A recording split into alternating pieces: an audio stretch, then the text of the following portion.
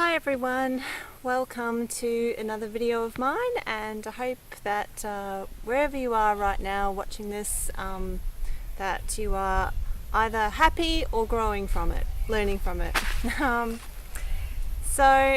This is a beautiful part of the world where I've just moved to. I thought I'd come and explore some of the environment and come to somewhere tranquil and peaceful to discuss a topic which I've said I would make a vlog on and write some pieces on. It's about self-harm, so just a kind of a trigger warning for people that, you know, I'm going to talk about some difficult stuff, and yeah, if you find that really triggering at the moment, then you know, just use your discretion. By all means watch it, but just feel what it's doing and how you're reacting to it, and whether that is bringing you hope and comfort at this time, or whether it's stirring up feelings of wanting to self-harm again, because I know how kind of addictive this behavior can be, or catching almost, like myself had been triggered many times like that by reading content or watching other people's stuff, or even just thinking about it would set off some more self-harm. So that said, I'm not going to shy away from the topic, because you know, we need to talk about it. It's really important, and it's happening a lot on the planet, particularly in mental health where I work, but in other areas too, and a lot of it's hidden and covert, and yeah, it's very disturbing, I guess, for all of us collectively as a human beings to comprehend why anyone would do these sorts of things to themselves.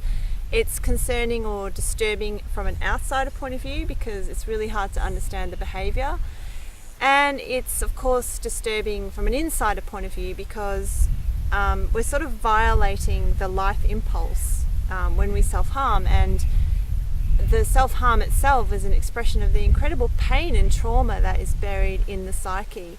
So obviously that is disturbing.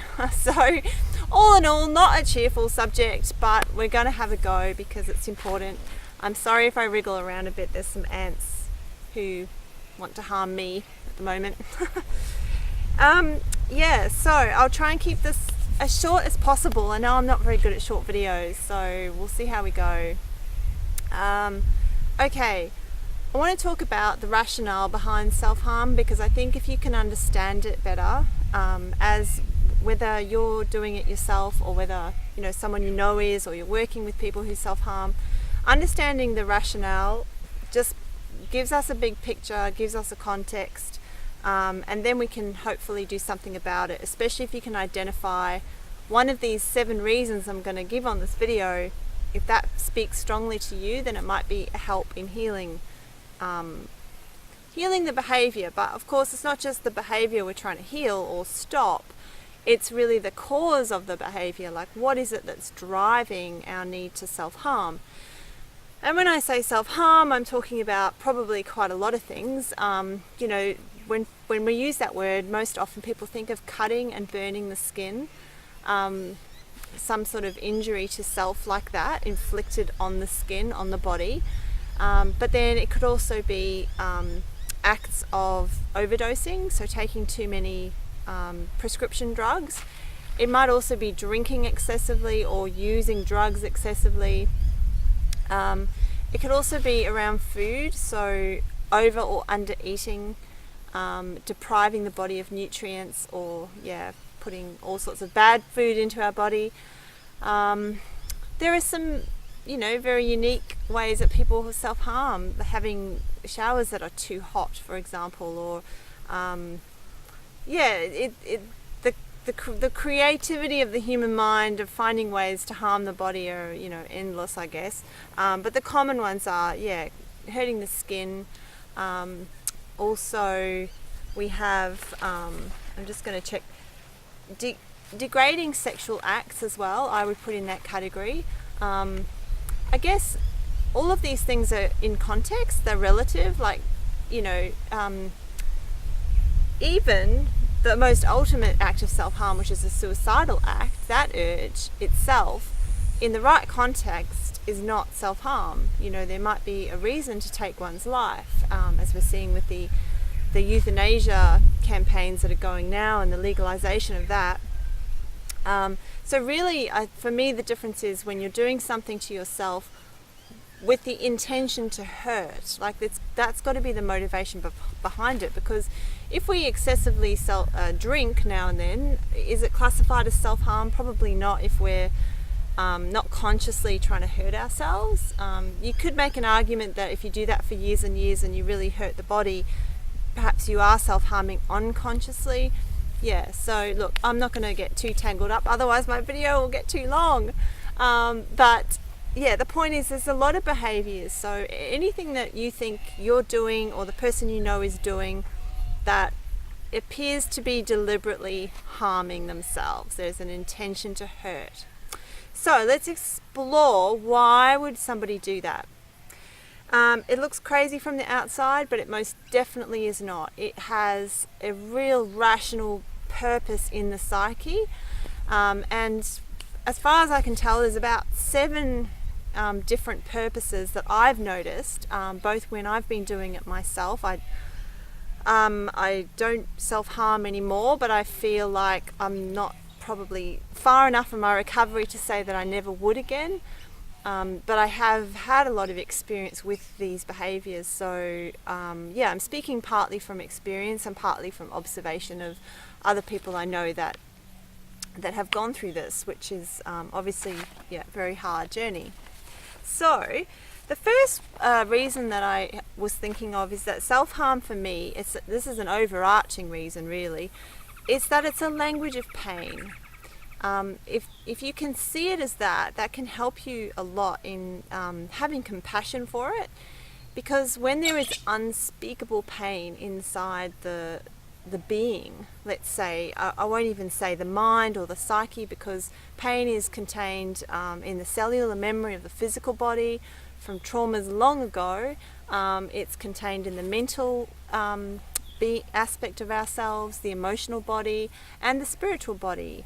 So all of these parts of ourselves hold this pain, and when it's unspeakable, unutterable, self-harm is a way to speak that pain, a way to express it. And it's actually really clever that the psyche, you know, it finds a way to get this out when we just are in continual, let's say, denial. And again, it's not really our fault. Can you blame someone for being in denial? It's usually just that we either don't know, we've got these really strong feelings, trauma or pain. We can't face the story behind that pain. Maybe something's happened to us.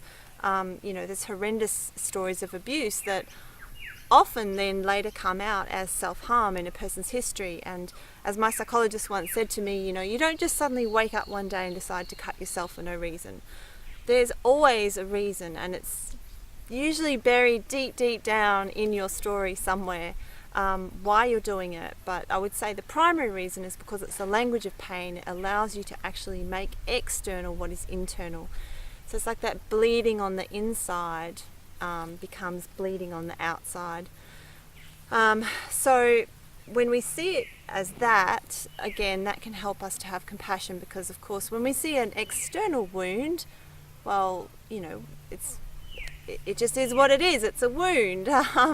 Do we chastise the person who walks into hospital with a broken leg? No, but you know, quite often people who are bleeding on the inside psychologically do get chastised, and that's sort of another part to this that I'll explain in a minute.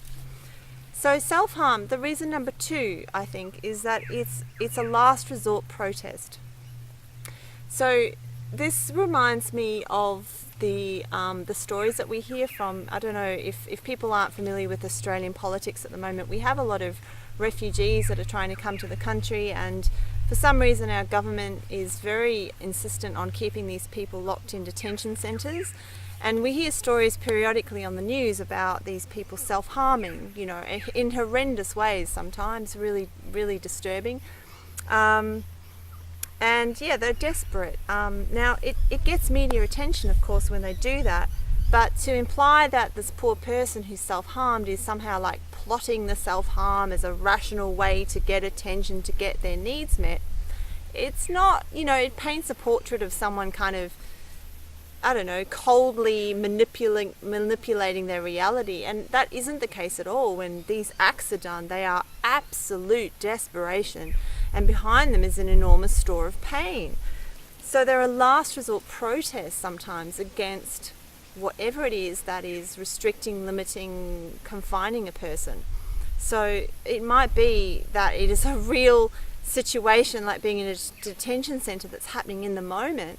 It could also be, where we might be trapped in what doesn't appear to be a limiting or prison-like or abusive, but let's say in, I don't know, cultures or even smaller than that, the family unit, families where we don't feel validated, where we feel shamed or ridiculed or unable to express ourselves. Sometimes that self-harm is a way to protest against that. Or we might be in a society where we feel is forcing us to live out values that we don't believe in. So, I think here of some Indigenous cultures around the world that have suffered tremendously the traumas of being colonised, and are then expected to sort of, I don't know, queue up and find a job and own a house and do things that in their worldview run contrary to their deepest inner beliefs.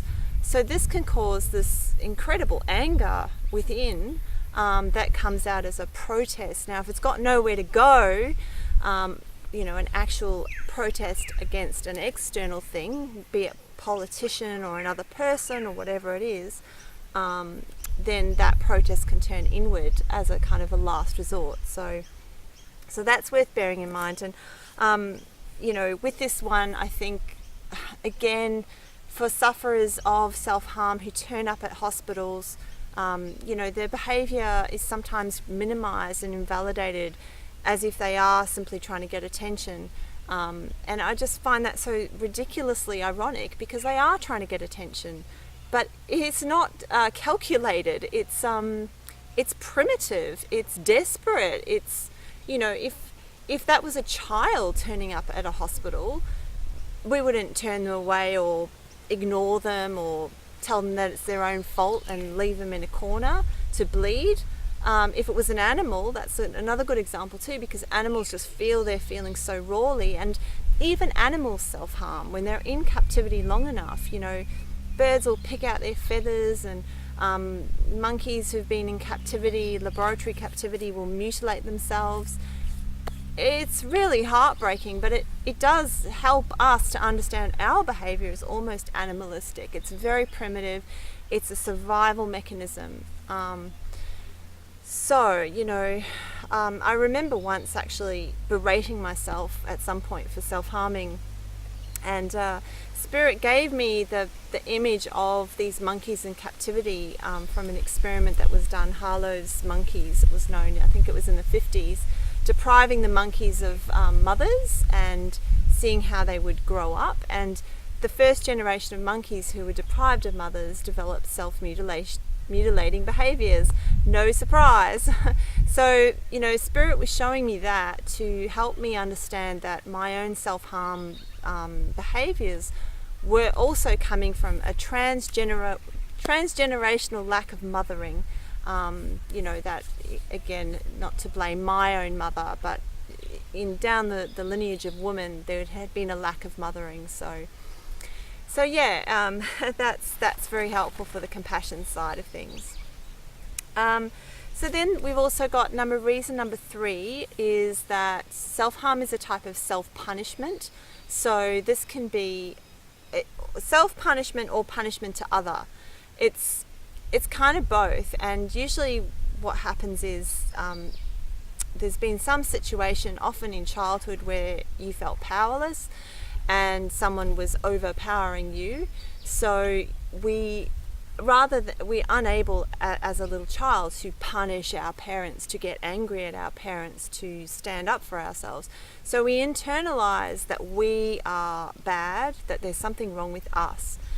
And this shame is so deep and kind of immovable by logic, no matter how much you tell yourself that you are good enough, until you've actually felt the shame at its deepest level, it's very hard to heal, and it can come out as a kind of a self-punishment. So whenever you, later on in life, when you make a mistake or you do something that you think transgresses, I don't know, being good enough, whatever good enough means for you, out can come this shame, and we can literally hurt ourselves to punish ourselves for it.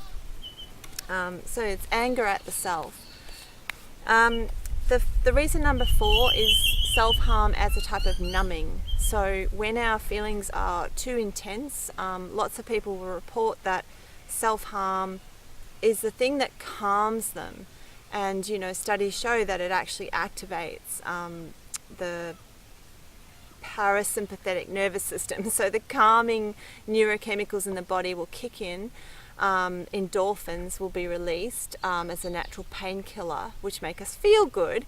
So, and they kind of numb things. So for me, this was very true. I would usually self-harm in states of intense distress, where I felt like I was going to die from this feeling. And, it's not to joke about it, because I really felt awful. And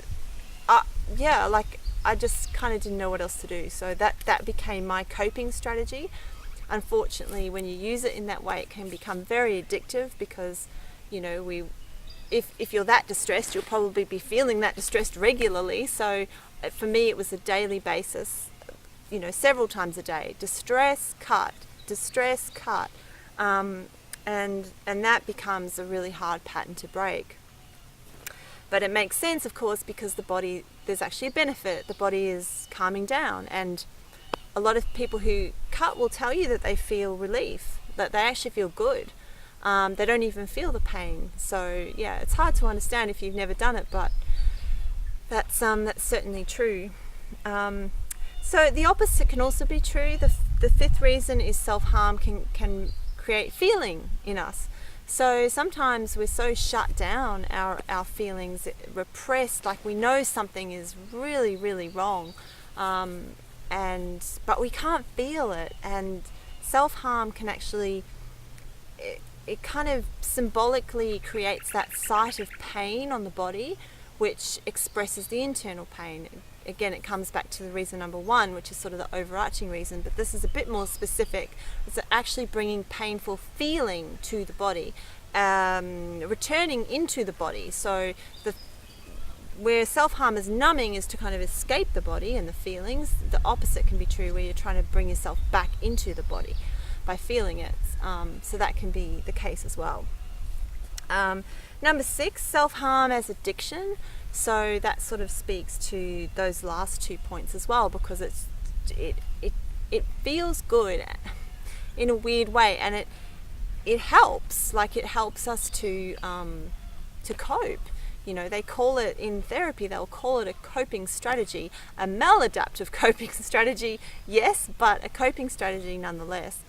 So the trick is really, it's a very silly word to use, because this healing from this behavior, it is as complex as the reasons for doing it that I've just described. I had to sort of look at all of those reasons in myself and identify which one it was that had caused me to self-harm, and then try to find ways of coping in different ways, of supporting myself and of loving myself. And I kind of wish I could just say, you know what, there's this one thing I did that, boom, ended the self-harm. But I know for me it was a lot of 2 steps forward, 1 step back, 2 steps forward, 1 step back, because a lot of the time when you're doing this stuff, you don't want to heal. That's the whole point, right? You're angry at yourself on some level, you're angry at the world, you're not being listened to, you're not being heard, whatever it is. And so this feels like the ultimate way of expressing that, and it's not the same as, I don't know, phoning a friend or making a drawing that used to frustrate the hell out of me. My psychologist would always say, just express it in art, but for some reason it wasn't the same. But you know what, it did help, and that's one of the first tools that I can give you, is the same old advice that was trotted out to me when I was looking at these videos and going through this stuff, and here I am sharing it again. But it's because it does help. I won't say it instantly works, but it helps, and if you can stick with it, eventually it will do the job for you, and you will break this cycle of abuse, a cycle of abuse that you're inflicting on yourself. Because in some ways, actually, you know what? There's an eighth reason. I'm gonna put another one in there. So the eighth reason is to end the cycle of abuse. This is almost a spiritual reason, because a lot of us who self-harm, I would say all people who self-harm, have experienced trauma. There has been something done to that person that has been deeply hurtful, deeply violating on some level. And this, you know, if trauma is not dealt with, what happens often, it just gets passed on, right? So something bad happens to us, we internalize it, we repress it, we don't feel it anymore, and then hey presto, all of a sudden we're bullying kids in the schoolyard, or we're taking our anger out on other people, or we're raising children in the same way that our parents raised us without even meaning to. It's unconscious. So that can happen, that we pass on the cycle of abuse. And again, there is no blame, there is no shame, because if that's been done, that was the best you could do. That is as high awareness that you had at the time. You know, if you don't know something's wrong, how can you fix it? You can't. However, for those of us who become aware, or whose mission it is here at this time to heal this pain, what can actually happen for us to end the cycle of abuse is we start taking it out on ourselves. So rather than hurting other people, we actually hurt ourselves. You know, and I know this was true for me, because most episodes of self-harm I could link back to feeling angry at my family for something. But I just couldn't externalize it at them. And, you know, and fair enough too, because there's a wise part of me that knows that they aren't to blame. So with that sort of combination of like deeply held anger at the self, plus the wisdom of knowing that my family aren't to blame, it came straight back at me. And I was the one that had to deal with my pain. And, you know, from that perspective, I just want to honor and thank every single mark that I have on my arm. And I don't have a lot, you know, I didn't hurt myself that badly, but I can see them, and they are the testimony, they are the written story to my pain and the healing of my pain. And I'm so incredibly proud of myself that I actually worked through this. You know, I don't even regret it at all, which maybe isn't a good thing to say, because sometimes when I'm working with people who are self-harming, it's like the first thing is, no, don't do it, it's a really bad idea. And it can be lethal, you know, it can be, absolutely, especially things like overdosing or really serious cutting or burning, or, you know, even suicide itself is an extreme act of self-harm, which, you know, I don't want to go into today again for length of video, but yeah, so it's, while I would never advocate for somebody to self-harm, never, I understand why people do it. And I think for me, I just had to go through that. I just had to feel what it was like to hurt myself, to hate myself, to punish myself, to protest. Unfortunately, it was the only way that I could do it. And, you know, that's why I don't regret it, because out of that I was able to transform the pain, and I know I was able to end the cycle of abuse. Now, the cycle of abuse only ends when you stop hurting yourself. It hasn't ended just because you're not taking it out on other people. It has to end with you stopping the abuse of yourself, because self-harm is abuse of the self. And it may well be, well, integrated into these reasons I've given is the reason of perpetuating patterns of abuse. So it may well be that you were abused, so now that's how you deal with yourself. You abuse yourself, you criticize yourself, you put yourself down, you hate yourself. You have to stop that. That's what you have to stop. You don't have to. It's not the cutting, it's not the burning, it's not the overdosing, it's not the drinking, the gambling, the sex. the eating, it's the hating on yourself. That is what has to be turned around and transformed into self-love. Self-love, from self-harm to self-love. Self-love is the end goal. But if you can't get there yet, that's okay. Go for self-care. Just go for caring of the self. Go for, choose. I know for myself, a healing of this was about choosing each of those moments that I wanted to self-harm. I always had a choice. I could always choose to hurt myself, or I could choose to care for myself. And sometimes I didn't want to care for myself because I hated myself. But I would put down the knife and I would make a cup of tea.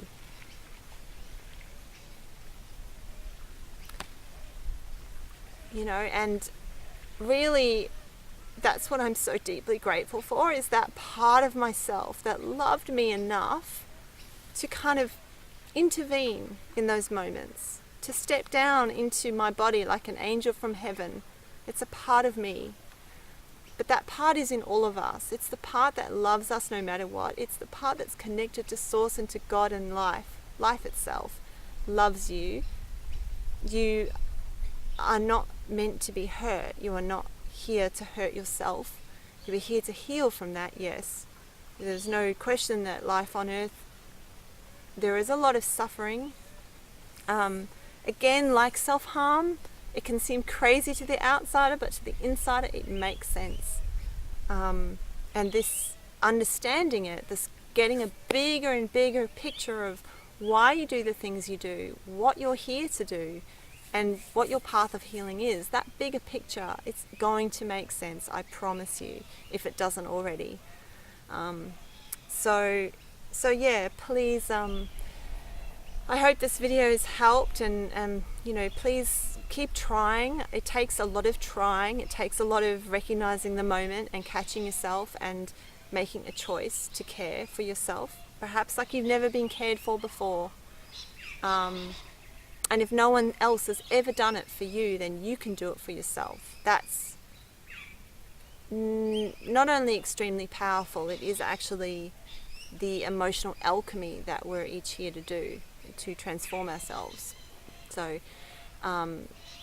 it's a service to yourself and a service to the planet. Yeah, so okay, it's a heavy topic, I know, guys, and if I hope I've covered it well enough in under 30 minutes, yay! So yeah, I tried, and I wish you all well, as always, and I wish you all to be free. That's why I make these videos. May all beings be free. I want you to be free to be joyous, free to be creative, free to be you, and free to enjoy this incredible time on Earth. Okay? Lots of love. Namaste.